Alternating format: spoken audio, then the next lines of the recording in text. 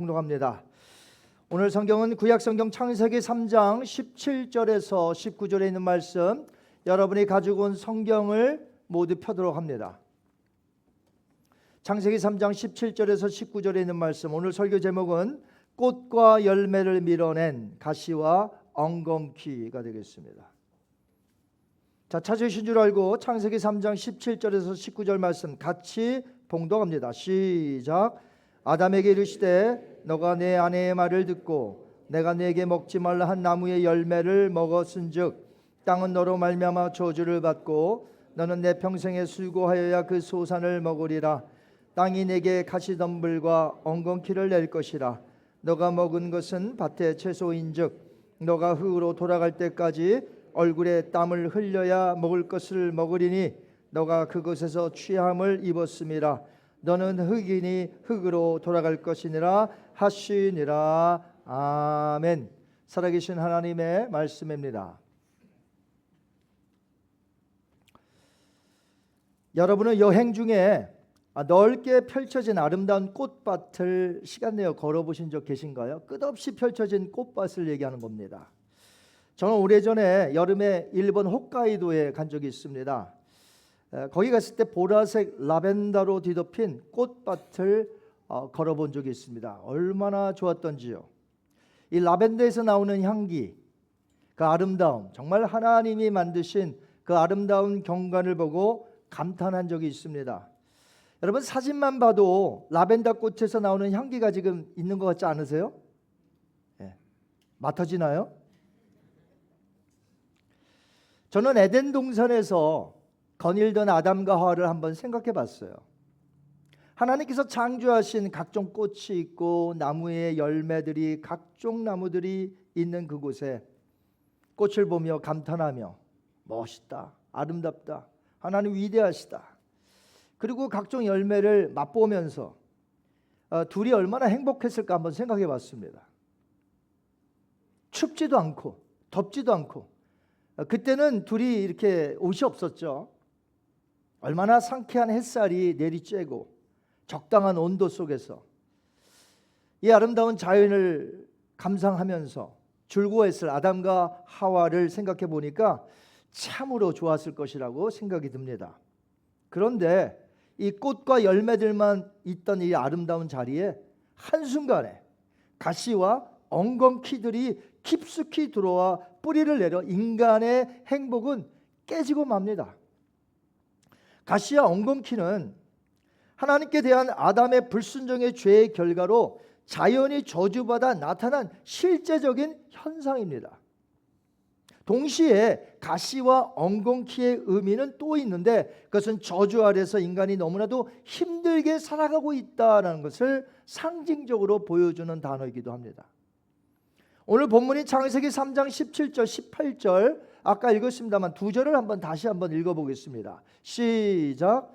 아담에게 이르시되 너가 내 아내의 말을 듣고 내가 너에게 먹지 말라 한 나무의 열매를 먹었은즉 땅은 너로 말미암아 저주를 받고 너는 내 평생에 수고하여야 그 소산을 먹으리라. 땅이 너에게 가시덤불과 엉겅퀴를 낼 것이라. 제가 홋카이도에서 보았던 그 아름다운 라벤더 꽃밭은 사실 사람들이 인위적으로 그냥 쭉 펼쳐지게 만든 곳이에요. 근데 거기를 조금 벗어나면 가시와 엉겅퀴들이 있습니다. 가시와 엉겅퀴는 잡초의 대명사요, 인간 사회의 저주의 대명사가 되었습니다. 즉 이 말의 뜻은 무엇이냐면, 하나님께서 만드신 이 자연을 통해 음식을 먹어야 하는 자들이 이제는 저주 아래서 땀 흘리고 고생하지만 노력한 만큼 대가를 얻지 못하고 오히려 자연재해로 인하여 엄청난 피해가 계속해서 있는 것을 뜻합니다. 처음 에덴 동산에서 아담과 하와는 기쁨으로 일했습니다. 자, 제가 뭐라고 그랬다고 그랬죠? 기쁨으로 일했다. 어떤 사람은 그래요. 야, 아담과 하와 좋겠다, 일도 안 하고. 여러분, 에덴 동산에서 일했습니다. 하나님께서 이 자연 만물을 다스리라 명령하셨고 그들은 열심히 일했습니다. 일하지 않고 아담과 하와는 좋겠다 하셨던 분들이 큰일 났네요. 여러분, 노동은 축복인 줄 믿습니다. 일은 축복이에요.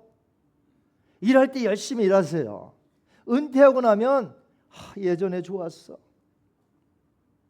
일거리가 있다는 게 얼마나 좋은 일입니까? 지금 너무 투덜대지 마시고요. 감사하면서 일하시는 여러분 되시기 바랍니다. 나중에는 하려고 해도 못해요. 자, 아담과 하와는 에덴 동산에서 일했습니다. 노동을 했습니다. 그때 일할 때는요, 즐겁고 행복했습니다. 일하면 일한 만큼 대가가 있었고요, 풍성함이 있었습니다. 그러니까 열심히 일하면 번창하는 게 당연했다는 거예요. 죄 짓기 전에는, 죄가 들어오기 전에는. 그러나 죄를 지은 후에 땅이 저주를 받습니다. 가시와 엉겅퀴를 낸 후에는 사람들이 아무리 열심으로 성실하게 일해도 불의와 재난이 한순간에 덮쳐서 그동안 가지고 있는 것조차 다 쓸어가고 맙니다. 오늘날 그런 뉴스를 심심찮게 봐요. 밭농사 짓는 사람들이 열심히 비닐하우스에서 일하여 이제 수확을 앞두고 있습니다. 야, 이제 돈을 이렇게 들였으니, 노력을 이렇게 들였으니 이제는 수확해서 이제 빚도 갚고 이제는 좀 살아야지 했는데 웬걸요? 폭우와 폭염과 한순간에 농작물들이 다 버려지는, 그래서 인터뷰를 하는데 막 울먹울먹 하면서 인터뷰하는 것을 보면 정말 마음이 짠해요. 남의 일 같지가 않아. 모든 것을 다 쏟아붓기 위해서 은행에서 대출까지 얻었는데 이제 수확을 앞두고 이제는 이것만 있으면 이제 좀 살겠구나 했는데 웬걸요? 재난과 재앙이 덮치더니 금전적인 손해는 이루 말할 수 없습니다. 그동안 수고한 모든 노력이 다 사라지고 앞날을 어떻게 살아야 될지 큰 허탈에 빠집니다.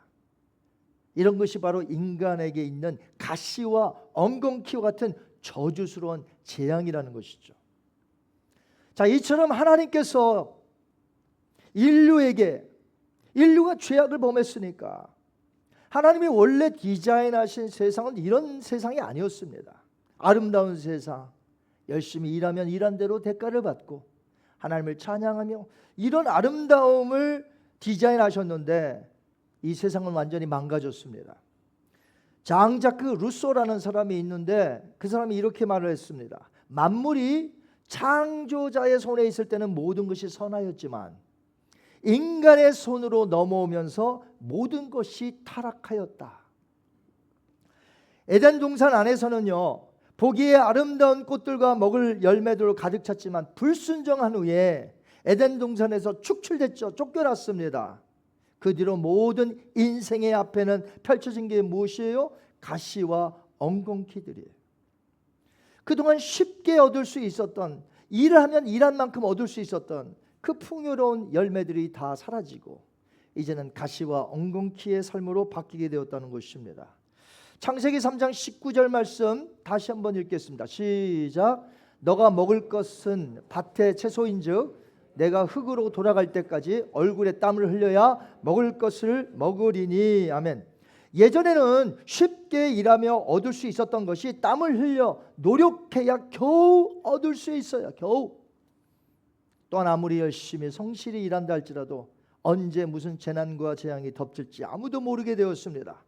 경쟁 사회에서 나를 힘들게 하는 자들로 인하여 금전적인 피해를 볼 수 있습니다. 어떻게 하든지 내 것을 노리는 자들이 있어요. 어제 편지가 하나 왔는데 캐나다에서 왔더라고요. 근데 캐나다에서 올 데가 없는데 뜯어보니까 제 이름은 또 어떻게 하는지 조한, 그러면서 쭉 써 있는 게 한시성을 가진 사람이 있는데 돈을 엄청 많이 남겼대요. 근데 이거 어떻게 할 줄 몰라서 너 혹시 친척 아니냐? 돈을 이렇게 카운트로 0을 세다가 제가 포기했어요. 저는 조금만 넘어가면 이게 단위를 몰라. 엄청나게 많은 돈이 있는데 완전 사기죠. 거기 정보 주고 만약에 제가 그 코 깨면 큰일 나는 거죠. 보이스피싱, 사람들이 어떻게 하든지 내게 있는 것을 빼가려고 어떻게 하든지 해커들이 노리고 이런 시대에서 살고 있습니다. 가시덤불은 이처럼 성경에서 저주의 상징으로 표현되고 있습니다. 엉겅퀴는 성경에 딱 2번만 나오는데요, 이는 폐허의 상징으로 묘사되고 있습니다. 즉 가시와 엉겅퀴는 뭐냐면 저주와 폐허. 참으로 인간으로 인하여 땅이 저주를 받았고 땅은 다시 리페이를 했단 말이죠. 인간들에게 얼마나 힘들게 사는지 모릅니다. 가시덤불과 엉겅퀴는 실제로 모든 유익한 식물들이 잘 자라나지 못하도록 방해하는 번식력이 얼마나 강한지 잡초로서 다른 식물은 죽이고 말아요. 그래서 꽃과 열매는 하나님의 뜻 가운데서 우리에게 베푸신 축복의 은혜이지만 가시와 엉겅퀴는 저주 가운데 있는 인간의 불행한 삶을 묘사하고 있습니다. 하나님의 말씀이 주어지면 그 사람이 그냥 그 말씀을 아멘으로 받으면 얼마나 좋을까요? 오늘 이 시간에 지금 제가 한 5분 했나요, 설교? 잘 따라오고 계신가요? 제가 알 턱이 없어요. 이렇게 보는 건 저 보는 것 같은데 지금 뭐 딴 데 가서 지금 막 헤매고 계신 분 여기 계시죠? 오늘 끝나면 어디 가야 되는데 목사님 뭐라고 하긴 했는데 무슨 소리인지는 안 들리고, 하나님의 말씀이 주어지면 그 사람이 그냥 그 말씀을 받아들이면 얼마나 좋겠습니까?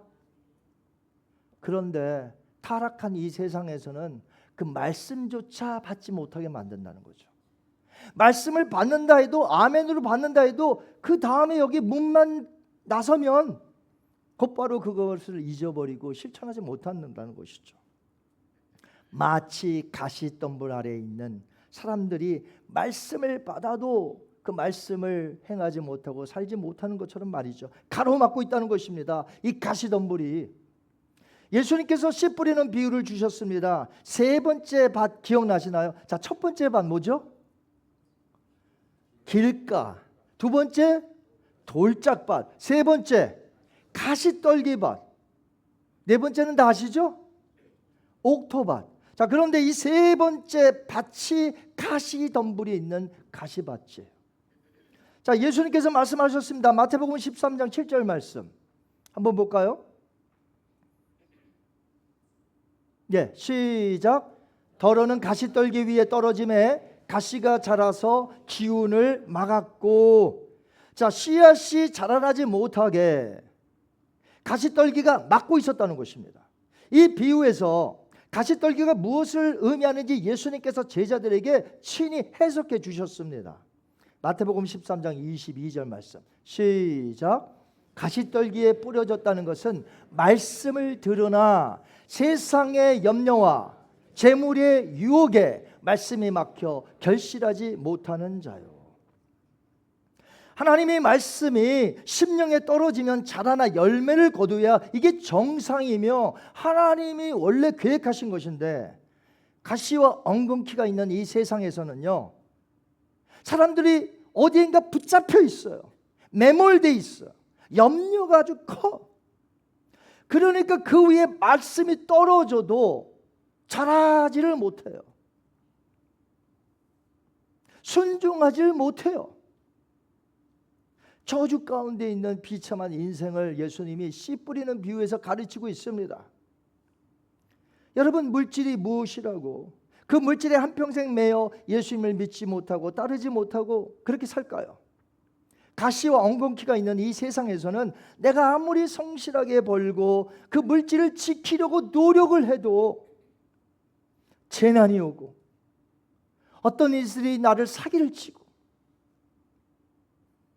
나에게 있는 재물이 어느 순간에 날개를 펴서 날아갈 수 있다는 것이죠. 솔로몬이 얼마나 부자였습니까? 솔로몬이 말합니다. 잠언서 23장 5절 말씀 시작. 너가 어찌 허무한 것에 주목하겠느냐? 정령이 재물은 스스로 날개를 내어 하늘을 나는 독수리처럼 날아가리라. 물질의 집착은 허무한 것이라고 말씀하고 있습니다. 물질 자체만을 놓고 볼 때는 나쁜 게 아니에요. 좋은 것도 아니에요. 이걸 어떻게 사용하느냐에 따라 나쁜 게 될 수 있고 좋은 게 될 수가 있습니다. 예수님은 말씀하시기를 물질을 하나님과 이웃을 위하여 사용하며 이 땅에서 보화가 있거든 이 보화를 천국에 보낼 수 있도록 먼저 하라는 것이죠. 그것이 무엇입니까? 하나님의 뜻대로 사용하는. 그래서 물질은 악한 것도 선한 것도 아니지만 이 물질을 선하게 사용하라는 것이죠. 그러나 사람들은 어떻습니까? 그 물질에 눈이 멉니다. 물질에 욕심을 갖습니다. 허무한 게 되는 것이에요. 이 물질도 허무한 것이고 내 삶도 허무한 것이 되는 것이죠. 저주 아래 있는 가시와 엉겅퀴 투성입니다, 여러분. 그러나 하나님께서는 가시와 엉겅퀴로 가득한 이 저주스러운 이 세상에 하나님께서 그의 독생자 예수 그리스도를 보내셔서 우리가 지금 맞닥뜨린 이 저주를 우리 예수님께서 대신 십자가를 지심으로 하나님의 저주를 치워주셨다는 것을 여러분 믿으시기 바랍니다. 우리에게 영생과 우리에게 풍요로운 삶을 허락해 주셨어요. 우리 예수님은 이 땅에 오셔서 먼저 우리에게 있는 저주를 해결해 주셨습니다. 갈라디아서 3장 13절 읽어보겠습니다. 시작. 그리스도께서 우리를 위하여 저주를 받은 바 되사 율법의 저주에서 우리를 속량하셨으니 아멘. 자, 우리에게 있는 이 저주 어떻게 됐어요? 예수님이 대신 해결해 주신 줄 믿습니다. 여러분 믿으세요? 나에게는 더 이상 저주가 없는 거예요. 왜요? 예수님을 믿기 때문에. 저주의 상징이 무엇이라고 그랬죠? 가시라고 그랬습니다. 가시. 근데 예수님은요 조롱을 당하십니다. 유대인의 왕이 되니까 로마 군병들이 예수님을 조롱합니다. 그러면서 만들어서 씌운 것이 뭐예요? 가시 면류관이에요. 그 가시 면류관 내 대신 머리에 쓰시고 피를 흘리시며 십자가에서 돌아가셨습니다.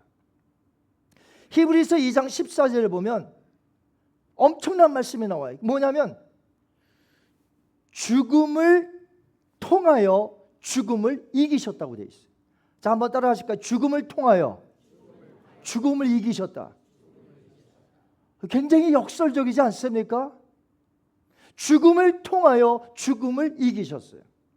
마찬가지입니다. 예수님께서 가시의 저주, 이 가시의 저주를 해결하시기 위하여 예수님은 가시 면류관을 쓰셨다는 것이에요.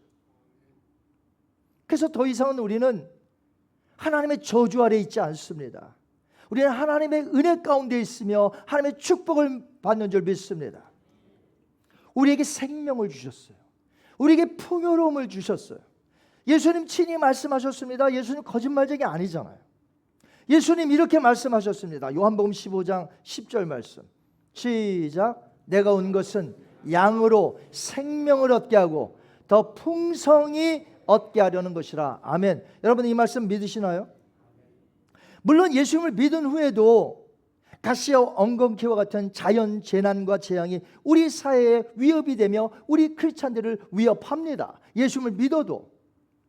그러나 우리에게는 영생의 선물을 주셨고 그리스도 안에서 누리는 풍성함과 부요함을 주셨다는 것이에요. 여러분, 저는 물질이 엄청나게 많은 사람 부러워하지 않습니다. 아니 몇 조가 있으면 무슨 소용이 있어요? 남들에게 도와주지도 않는데.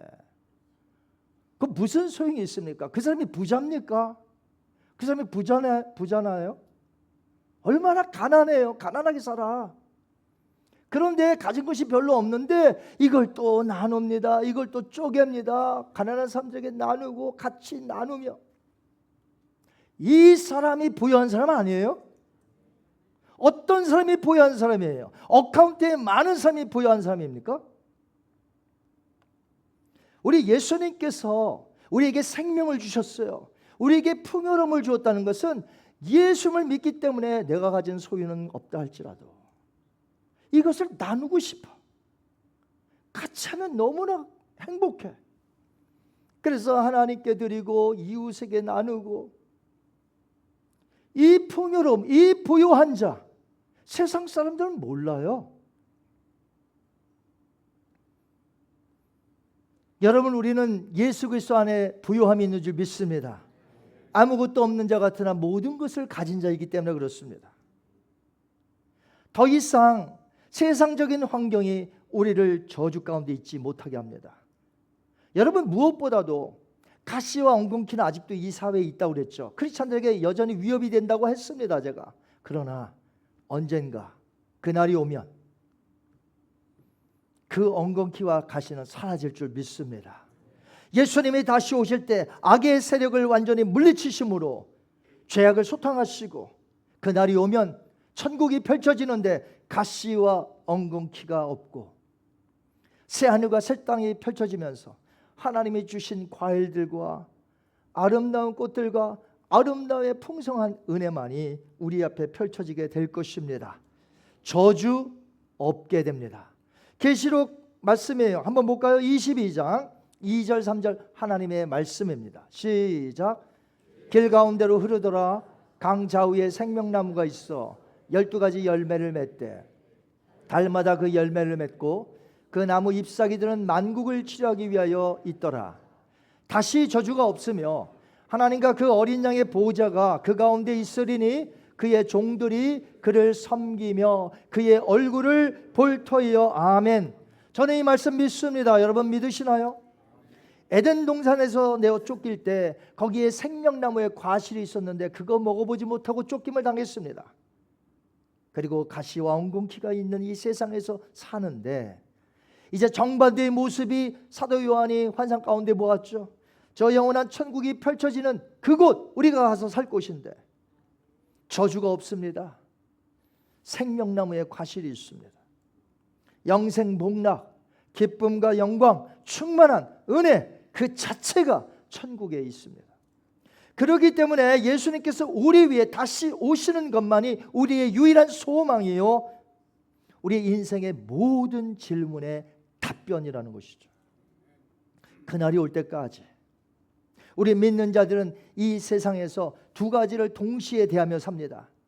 하나님이 주신 생명의 은혜, 풍성함, 이런 걸 누리면서 동시에 이 세상의 재난, 재앙, 가시와 엉겅퀴를 맛보며 우리는 동시에 살아가고 있습니다. 그러나 예수님을 믿지 않는 자들은 우리와 달리 한 가지만 맛을 보고 살아갑니다. 어떤 거죠? 가시와 엉겅퀴, 저주 아래서 오늘도 어떤 불투명한 앞날을 오늘도 걱정하며 염려와 두려움 속에 오늘도 살아가고 있습니다.